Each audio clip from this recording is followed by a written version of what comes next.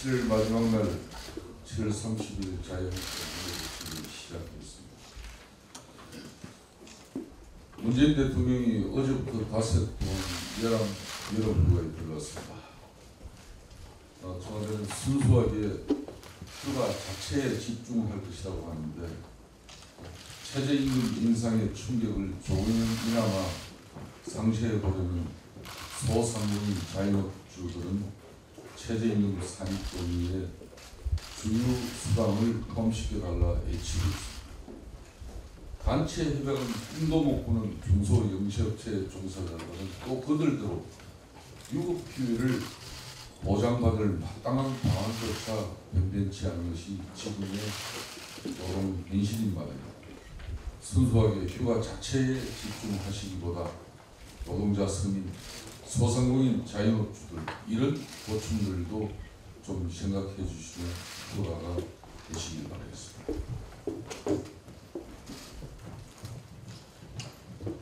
대통령이 휴가 간다고 하시니까 임종석 실장도 정태호 일자리 수석도 김경 대변인도 그렇게 춘추관장도 이정도 총무비서도 모두 휴가를 떠난다고 하십니다. 청와대가 집단으로 개정 휴가를 휴업이라도 하라는 것인지 이 보름 와중에도 서민들은 등골이 희고 있다는 현실만 잊지 말아주시기 바라겠습니다. 지난주 금요일 청와대에서 열린 정부 주요 지휘관 회의에서 난데없이 총선 구호가 터져나왔다고 합니다. 군 장성들이 군 통수권자인 대통령에게 총선 거수경례를 할 수 있지만 가뜩이나 기무사 집회몰이 군계획이 합의인 마당에 마치 군 장성들이 대통령에게 총선 명시라고 하는 듯한 이 장면은 그다지 잘된 연출이라고 보여지지는 않는다는 말씀을 드립니다. 군 인권센터라는 시민단체는 연이어 군 내부 기밀을 폭로하고 대통령은 이에 장단이라도 맞추듯 연이어 지시사항을 발표하고 군개혁을 국방부가 하는 건지 시민단체가 하는 건지 헷갈릴 지경인 마당에 군조차 정권에 길들이려고 해서는 안 될 것입니다. 대통령은 국민을 대표해서 군을 통솔하는 통수권자로서 군의 정치적 중립성은 그 어떤 경우에도 반드시 보장되고 지켜져야 한다는 점을 다시 한번 강조하지 않을 수 없습니다. 이참에 군 인권센터에 대해서 한 말씀 드리겠습니다.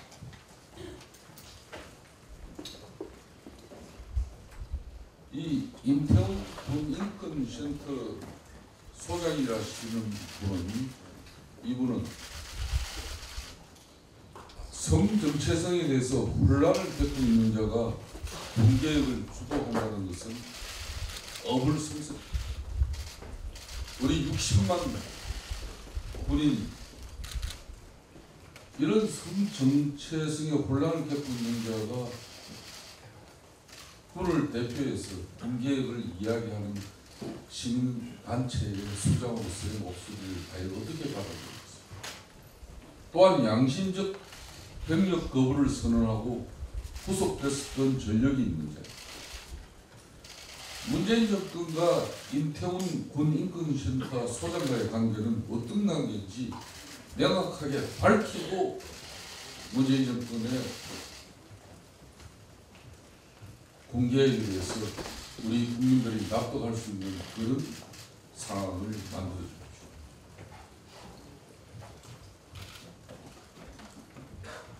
자유한국당은 이런 국민인권센터가 국방안보의 가장 중요한 축인 군 내부 기밀을 계속해서 폭로하고 있는 부분에 대해서 이런 군사 기밀 문서들이 어떻게 군인권센터에는 그렇게 손쉽게 넘어갈 수 있는 것인지 제대로 된 파악을 해보겠습니다.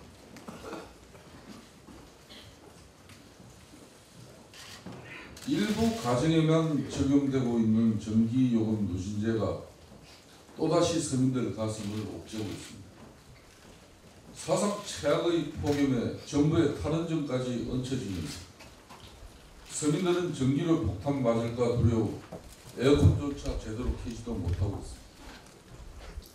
정부가 이제 와서 설거머니 거당한 가동을 정지했던 원전 재가동에 이렇게 들어간다고 하지만은 굳이 값싼 전기 놔두고 서민들 진단도 빼고 등골도 빼면서까지 탈원전을 하려는 이유 알다가도 모르지.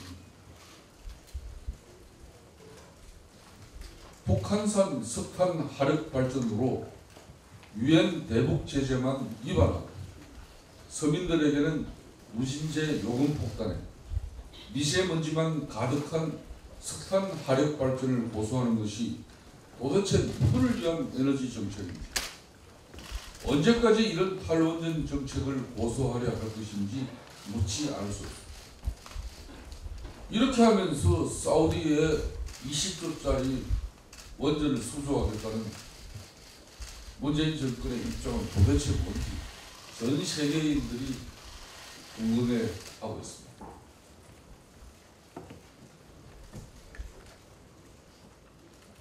분배에 주안점을 두었던 소득주도 성장이 재분배에 방점을 두는 포용적 성장으로 기조를 살짝 바꾸고 있습니다. 임금 가속 인상에 이어서 이번에는 세금 가속 인상이 벌어질 겁니다. 어제 정부가 발표한 세법 개정안이 공정하고 정의로운 조세 정책을 목표로 소득 분배 개선과 지속가능 성장에 중점을 뒀다고 하지만 문재인 정부의 노골적인 계층 간 편거래기에 이래저래 중산층만 허리가 일지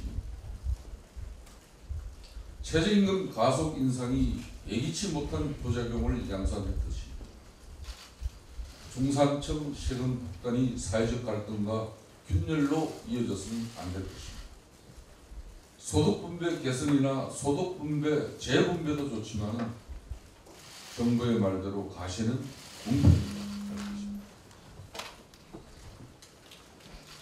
끝으로 지난 2004년 노무현 대통령 탄핵 당시에도 기무사 군 대전복 상황센터에서 대응 문건을 작성했다고 합니다.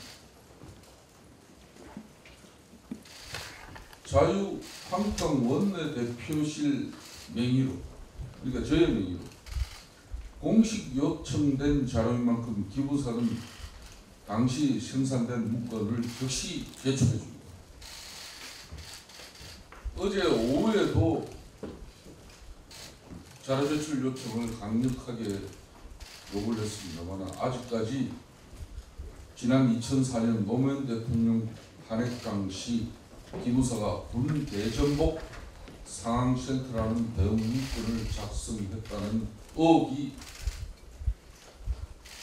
일파만파로 지금 번져가고 있는데 왜 아직까지 제1야당 원내대표실에서 요청한 이 자료를 제출을 하지 않고 있습니다.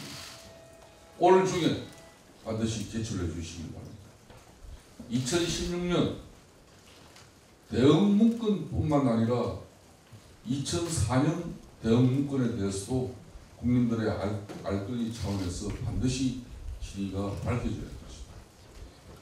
대통령 탄핵 정국에서 군이 대응 문건을 작성하는 경위는 국가 안보적 차원에서 합법적인 대응일 뿐만 아니라 기무사가 작성한 67쪽 분량의 실행 계획 또한 합참의 겸 실무 편람에 근거해서 작성된 문건인 만큼 이를 가지고 내란이니 군사 반란이니 쿠데타 문건이니 하면서 정치적인 의도에 따라서 적폐몰이를 하려 해서는 안 될 것입니다.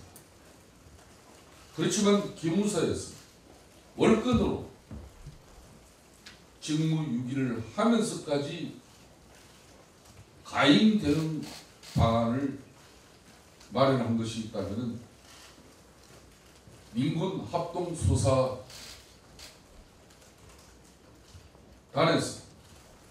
한 점 의혹 없이 명명백백하게 수사를 밝혀 온전한 처벌이 이루어져야 한다는 점도 분명히 밝힙니다. 더구나 청와대 김의겸 대변인에 의해서 기무사 해당 문건이 공개된 시점이 지난 20일이었습니다. 지난 20일 날 김의겸 청와대 대변인이 기무사 해당 문건을 이렇게 건드렸습니다. 2급 군사 기밀에 해당하는 문건을 어떻게 청와대 대변인이 손에 들고 나와서 건드려댈 수 있었는지 그 경위도 상세히 밝혀져야 할 것입니다. 국방부는 청와대 공개가 있고 사흘이 지난 23일 오후가 되었어야 비로소 보안심의위원회를 열어 부랴부랴 김의겸 대변인이 건드렸던 그 문건을 2급 비밀 해제를 했습니다.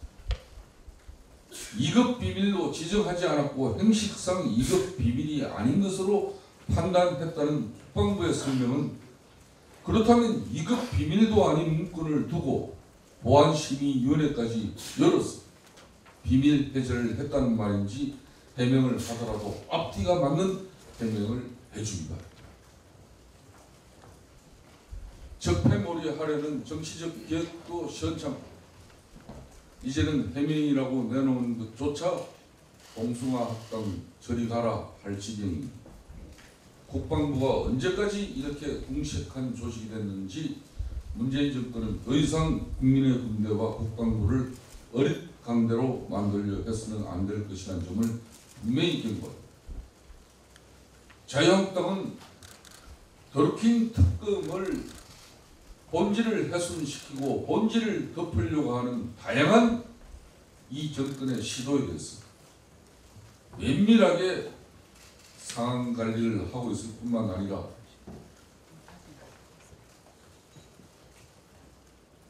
더루킹 특검 수사에서 국민적 진실이 낱낱이 파헤쳐질 날도 얼마 남지 않았다는 게 자유한국당입니다. 노회찬 전 대표의 안타까운 죽음에 대해서는 다시 한 번 더 면목을 빌면서 두 번 다시 정치권에 이런 불행한 일은 없어야 되고, 그렇지만 더루킹 특검의 노회찬 대표의 죽음은 결코 본질이 아닙니다.